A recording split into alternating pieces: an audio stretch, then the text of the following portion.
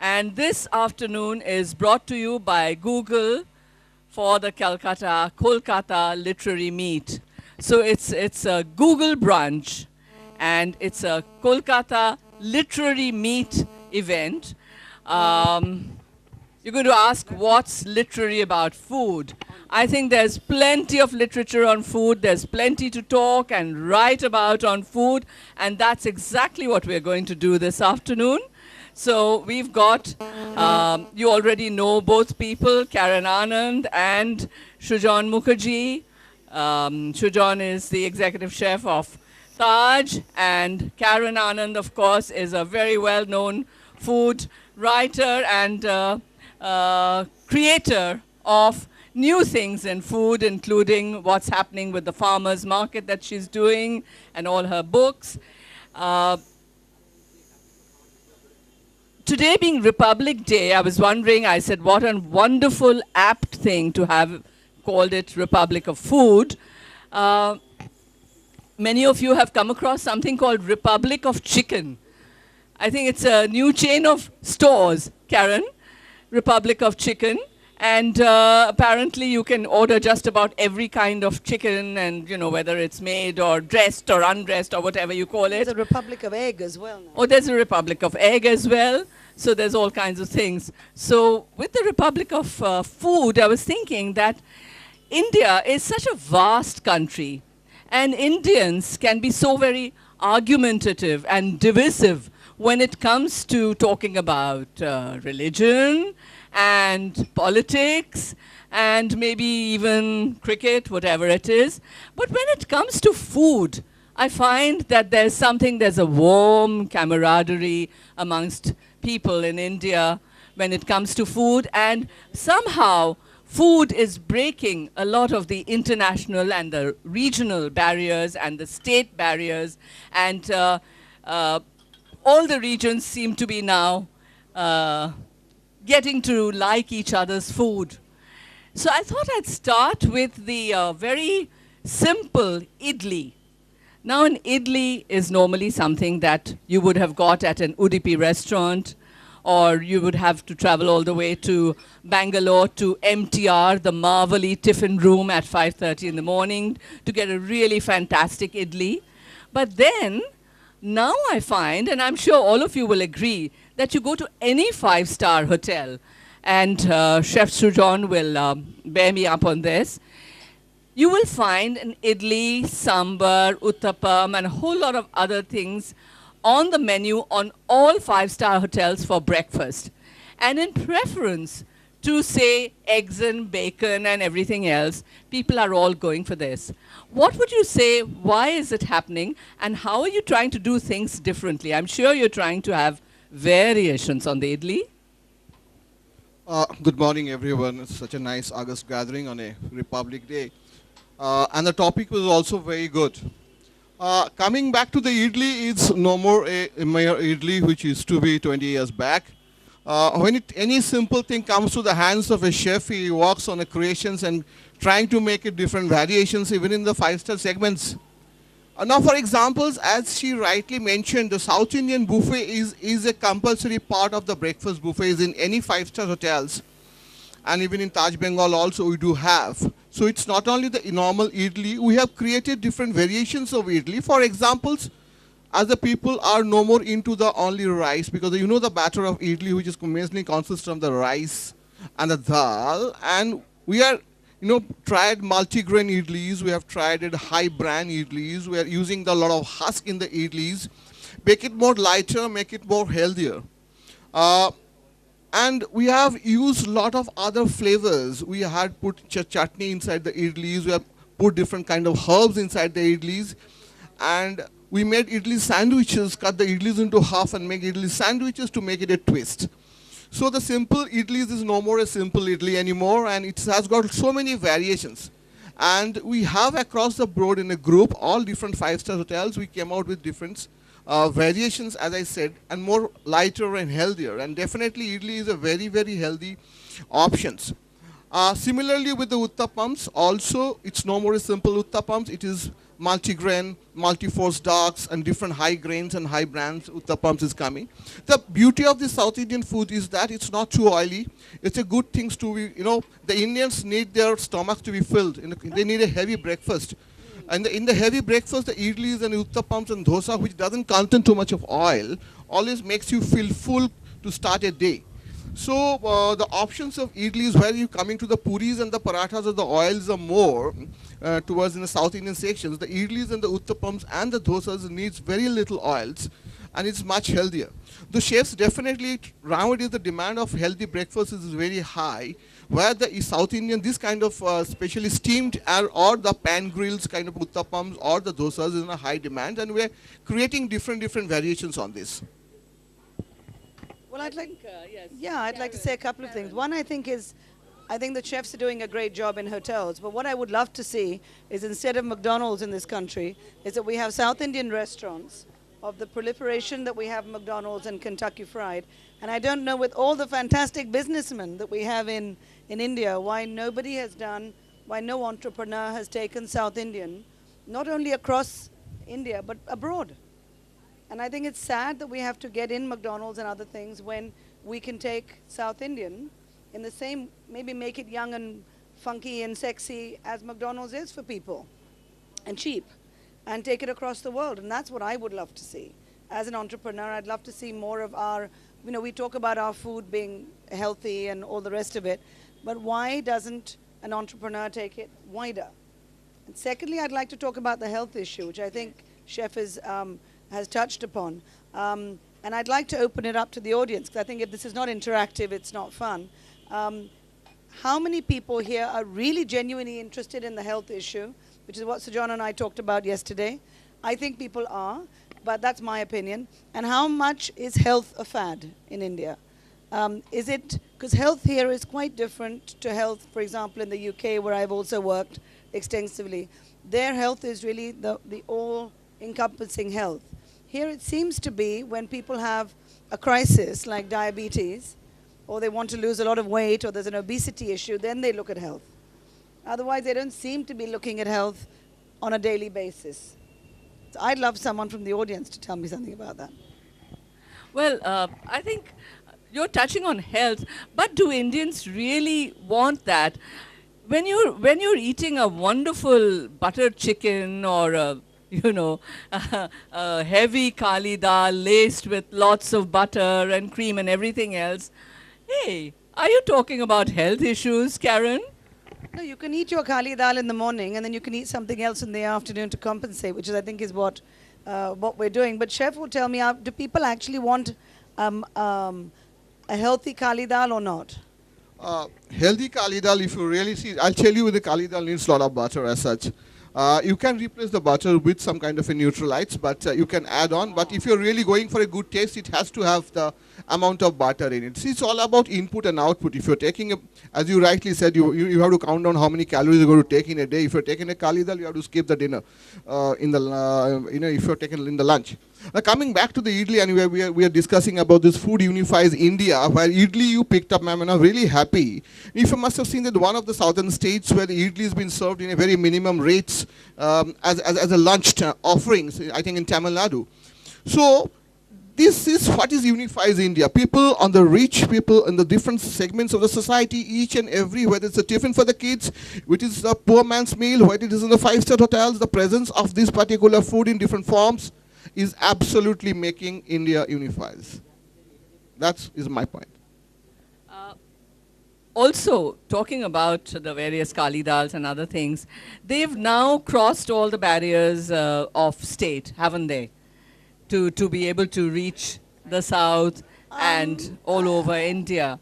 I don't know how genuine it all is. I don't know if you can get really, it's the same as foreign food coming here and Indian food going abroad.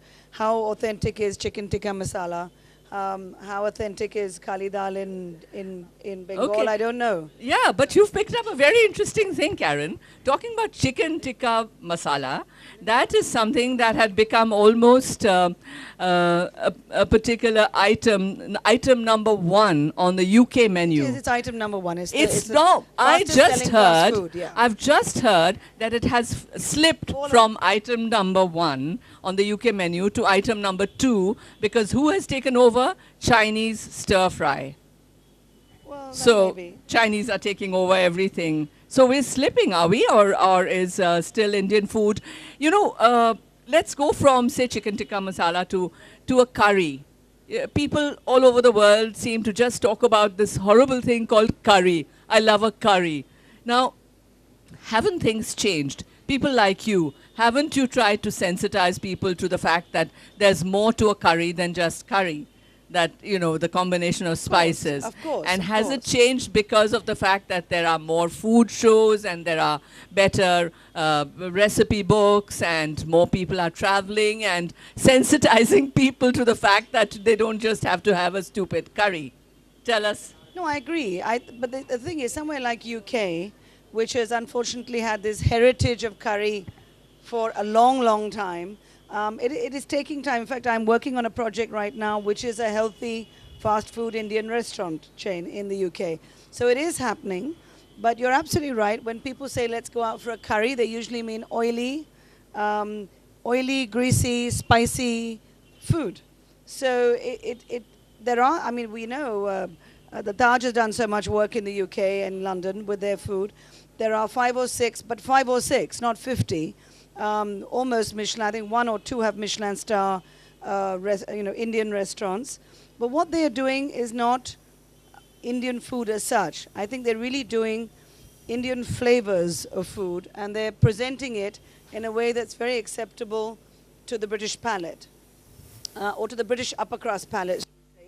It's food that is restaurants like Cinnamon Club. Quilon, I think, sticks to very much that South Indian, kind of food. But the restaurants like Benares and Tamarind and Cinnamon Club are really doing Western presentation, but Indian flavors. And I think if you have to enter the British or the US market, you have to present it in a way that people understand food. And they don't understand, or they'll be very taken aback if they're paying £100 for a meal and they get 5 bowls of yellow, red and brown curry. Because I've been to Benares, I mean not Benares in India, but the Benares restaurant, and I was very disappointed with the biryani.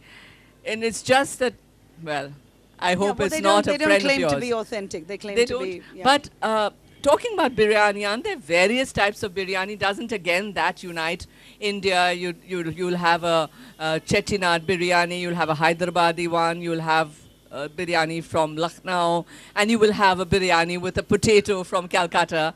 So again, we it's have... all about education, I think. It's and all about also about, a biryani that is different in different parts of India, like a curry is in different parts. Sure. Yes. I think, as I said, the hotels should really, they are taking a lead, but they need to, because somewhere like the Taj has fantastic chefs all over the country.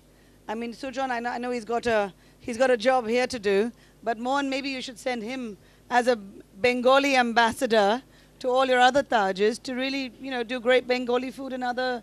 I mean, you need about 5 of him, don't you? Absolutely, absolutely. In fact, Sujan, please tell us a little more about Bengali cuisine. Why hasn't that permeated the rest of India or even other parts of the world? What is it about Bengali? Why is it that the Punjabis have, such a stronghold on? They're good businessmen. So let's hear it from Sujan. Okay, I'll come back to the second questions, but I'll just give my little inputs on the biryani first, which we're going to discuss between right now. See, you have to understand when these particular dishes or the cuisines which is developed, it's not developed in a particular, in a year. The cuisine is developed over a period of culture. It's a history behind it. It's a combination of a complete meal. I'll just go a little more, and 5,000 years of Indian history where different people from the Aryan civilizations, Dravidian civilizations, and then came the Mongolians, and then the Central Asians, and then the Britishers. there is always some cooking methods. As a chef, we technically got a different cooking methods. Either it's a dum or steaming or something like that. What is this biryani is all about? It's kind of a complete meal with some kind of an accompaniment. It's a combination of a rice or a vegetables or a meats together, which is quite heavy and which has been basically served to the people, to the armies and to the people who needs a lot of protein with a lot of carbohydrates, which has been served in a community kitchens. Now, when it travels across the Aravallis and then crossing the Vindhyas and going to the south, it has developed its own spices. It is basically divided into Lucknowi biryani, which we know, which is called a, Pakki biryani. And go to Hyderabad, is known as Kachi biryani, whether the meat has been cooked along with the rice. In Lucknow, the meat cooked separately, rice cooked separately. If you go to the Kerala side, you get the Mopla biryani, where the seafood presence is very high. The Muslim Moplas, as you know, they use a lot of prawns, a lot of fish. You go to the Chettinad spices, they use their own spices. So basically the variations, ma'am, which came basically with the availability of the spices of the local people, the taste of the local people, the methods of biryani making is same, but it is the spices which is available, the people who appreciate that. Similarly, as you know, the British influence has taught the Bengalis with eating a lot of potatoes and the mustards. Though Calcutta has, when the Lucknow Nawab was, he was in Calcutta for years with his 200 people, made the biryani. Somehow these potatoes and the eggs has become so popular, and the Calcutta biryani has got a different characteristics. Coming back to the Bengali food. Now, Bengali food, why it is it is recently, maybe last 20-25 years in Calcutta, we have seen a couple of Bengali restaurants which has come up. And even in Taj also, we have selections of Bengali food. From the chef's point of view, from the operations point of view, the popularity of the Bengali food taking into international level, it is difficult. As a chef, you understand, there's something called dishing out a la carte dish. Anybody who runs a restaurant can understand this. It is that keeping the semi-cooked food ready when the order comes, you have to dispense this on the spot. Here is the advantage of the Punjabi food or something like that, where you can keep the makhni gravy ready, the butter chicken dry cooked. When the order comes, you finish it off. Now you think about mache jhol order comes. You can't make it within 2-3 minutes. Now, if you keep the mache jhol ready and reheat it, it will be one of the lousiest dishes to happen. So we have done these experiments. There are certain dishes which you definitely can make, like paturi, like chingdi malaikari, where you can keep the gravy separately, prawn and the fish can be cooked together. Kosha mangshos can be done, chickens can be done, but something like a chachuri, something like a very, very traditional shuktos or some other restaurants, whether if you those are the very hype, moving dishes, you can really keep them so many portions ready. But you have to, if you make it 10 portions ready, you can sell 10 portions, but you cannot give 20-25 portions ready. You never know. You cannot do last minute cooking out there. That's the major drawbacks of the Bengali vegetarian food especially. The availability of the fish, because the Bengalis eat a lot of fish with the bones. We are only popular with bekti, and now it is basa and some other sole and other fishes. But mainly the Bengali dishes which has been very cherished, where the uses of fish heads or the fish is a lot of with the bones. So acceptability of the bones and the curry in the international market is a challenge. When you replace it with a different food, the taste goes totally different. It doesn't taste that much. The taste of the vegetables. Now, if you're making a food particularly from New York or other places or something like that, the procurement of the vegetables doesn't taste the same what it tastes in eastern part of India, because of the soil. So the dishes taste differently. If you want to replicate the sukto which has been made here with the vegetables which is locally available in Calcutta, and if you get the same vegetables in the supermarket in New York, the taste of the vegetables is different. You can't create the same dish. So there is a difficulty. Yes, the advantage of the Punjabi food is that, but I think if you can take out 30-40 dishes which can be popular, I think which should people go abroad and do it is something called, which is a British influence called Anglo-Indian food. Like we do have beautiful prawn cutlets, we have those lamb cutlets, we have these Kaviraji cutlets, and we have those different rolls, and Calcutta is very popular about the snacky things. I think those things will really do wonders, and it can give a challenge to the McDonald's in future.